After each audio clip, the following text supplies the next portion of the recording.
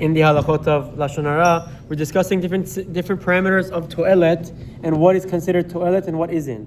So yesterday we discussed sending a shaliach or asking advice. Today we'll talk about to calm down. If a person needs to relate Lashon Hara in order to let off steam, and doing so will calm him down, it can be considered Toelet. The Poskim, this is a Chafetz Chaim, he bases this off of Pasuk in Mishle. The Poskim point out the relevance of this halakha to married couples, where sometimes one spouse was insulted or hurt at work or by an acquaintance and wishes to unburden herself to the other husband, especially in the case of a wife to her husband. One must be very careful not to abuse this leniency by falsely claiming that he needs to speak Lashon Hara in order to relieve his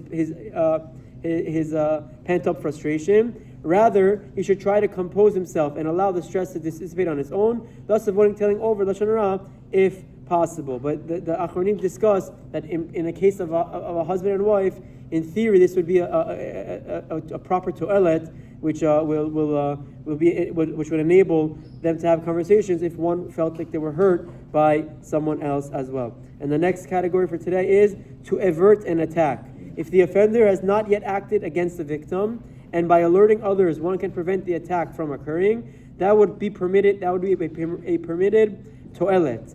In a case of a suspected child molester, chas v'shalom, it is crucial to ask a she'elah and act upon it as well. So obviously, when there's any, God forbid, concern or fear of harm or danger, that's obviously a clear Toelet as well, and the proper due diligence should be taken in that case as well. But the most important halachot is in this scenario when it comes to calming each other down. The Chafetz Chaim, based on the pasuk in Mishle, da'aga belev ish yachnechena, which Chazal expound to mean da'aga belev ish yishkachena le'acherim. Person has words in his heart, he should unburden himself to others. It's a Gemara Masechet Yuma. In this case, all of the conditions of Torah are required. Because this leniency can be easily abused, there are those who omit this heter, but the Chafetz Chaim brings it, and it's important to understand when it applies and that it does apply, and we should be mindful that not to abuse it, but to use it if someone needs. Chazak Baruch Hu Tizkei Mitzvot.